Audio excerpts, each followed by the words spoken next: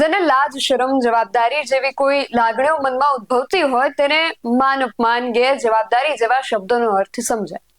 પણ જે વ્યક્તિ પગાર મેળવીને પોતાની જવાબદારીઓમાંથી છૂટી જવા માંગે છે કે પછી આ બધું જ સાંભળીને સાવ રીઢા થઈ ગયા છે, એ લોકો ન તો આ શબ્દો સાંભળવા માંગે છે, ન તો આ શબ્દોના અર્થ તેમને સમજાય છે। અને આવા જ સૂકા ઘાસ પાછળ ક્યારેક લીલું પણ પડે છે। આવા જ રાજકારણીઓની ખોરા ટોપરા જેવી નીતિના કારણે આખું રાજકારણ બદનામ થાય છે। રાજકીય મંચ પરથી ફરી આવું એક નિવેદન આપવામાં આવ્યું છે, જેના નિવેદનથી રાજકારણના શિરે વધુ એક અપયશની કલગી ઉમેરાય છે। કોના નિવેદને ફરી રાજકારણને બદનામ કર્યું છે, જાણીએ અહેવાલમાં। જય હિન્દ, BSI TV ન્યૂઝ પર આપની સાથે હું છું નિધિ ગઢવી। જનપ્રતિનિધિ એટલે શું? આપણે એમને શા માટે ચૂંટીએ છીએ?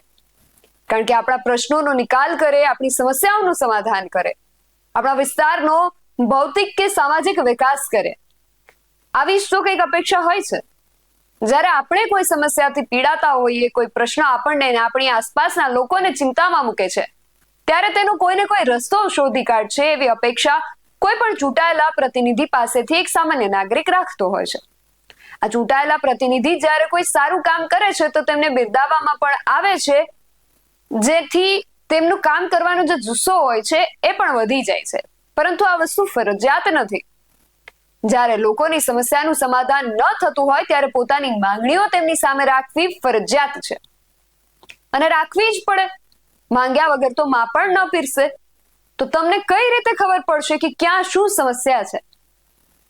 પણ હવે એવું થઈ રહ્યું છે કે લોકો પોતાની સમસ્યા જો જાહેરમાં રજૂ કરે તો અમુક રીઢા રાજકારણીઓને એ પણ નથી ગમતું। વાત છે છોટા ઉદેપુરની, જેના ધારાસભ્ય રાજેન્દ્ર રાઠવાનું કહેવું છે કે જોડીઓને હોળ જામી છે। ધારાસભ્યશ્રીના આ નિવેદનને વધુ સરળતાથી સમજાવું। હાલ છોટા ઉદેપુર સહિતના અમુક જિલ્લાઓ છે જ્યાંથી કેટલાય દિવસોથી અને આમ તો કેટલાય વર્ષોથી એવા કિસ્સાઓ સામે આવતા હોય છે જેમાં સગર્ભા મહિલાઓ કે કોઈ પણ દર્દીઓ ત્યાં સુધી એમ્બ્યુલન્સ નથી પહોંચી શકતી।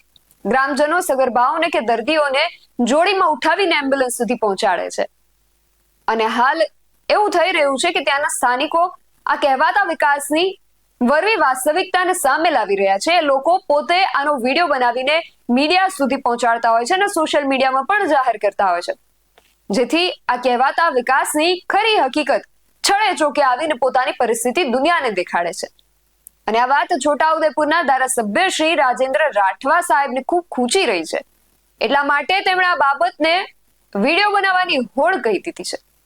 તેમણે જાહેર મંચ પરથી આજે નિવેદન આપ્યું છે, પહેલા એ સાંભળીએ પછી આગળ ચર્ચા કરીએ। ઊંડાણના ગામડામાં હમણાં જોડીઓની ચાલ્યું છે। હવે 108 આવે રસ્તાથી 2-3 ખેતર તો જવું પડે કે નહીં જવું પડે? એના માટે કોક જગ્યાએ જયંતિભાઈ અભયસિંહભાઈએ રસ્તા મંજૂર કરાવ્યા, એટલે હવે હોડ જામીશ તમારા વિસ્તારોમાં સાહેબ। વિડીયો બનાવી મૂકવાના, પણ 108 ત્યાં ગઈ, ઉપરથી 2 ખેતરોથી ઉચકીને 108 ત્યાં આવે, ત્યાંથી દર્દી લઈને આવ્યું, એને કોઈ વિડીયોમાં નથી બતાવતા। એટલે આ 2 કાટલો નહીં ચાલે। આપણને માપવાનું, પોતાને માપવાનું જુદું, અને બીજો કયો માલ સામાન લઈને આવે તેને માપવાનું જુદું। આ 2 મોટી પલ્લી બધા સમજી જાય છે, આ તો કોઈ બોલતા નથી। એટલે હમણાં આ રસ્તાઓની વાત આપણે જે પ્રમાણે છે એ પ્રમાણે સુધારવાનું છે। રાજેન્દ્રભાઈને બોલતા પહેલા જરા પણ વિચાર નહીં આવ્યો હોય કે હું આ શું બોલું છું? કોઈ સગર્ભાને જોડીમાં ઉઠાવીને લઈ જવું એ કોઈ માટે સોશિયલ મીડિયામાં ચમકી જવા માટેની મેટર ન હોય કે તેનો વિડીયો બનાવે। આ એમની મજબૂરી છે, જે લોકો વિડીયોના માધ્યમથી તમારા સુધી પહોંચાડી રહ્યા છે, અને તમને લાજવાની બદલે તમે ગાજો છો।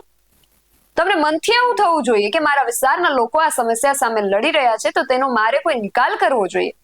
આવું વિચારવાને બદલે આને વિડીયો બનાવવાની હોડ કહેવું તમારા સહિત કોઈ પણ જનપ્રતિનિધિ પાસેથી અપેક્ષિત ન હોય। રાજેન્દ્રભાઈ, કોઈને એવો શોખ ન થતો હોય કે પોતાના ઘરની મર્યાદાને વિડીયોના માધ્યમથી દુનિયાની સામે મૂકે।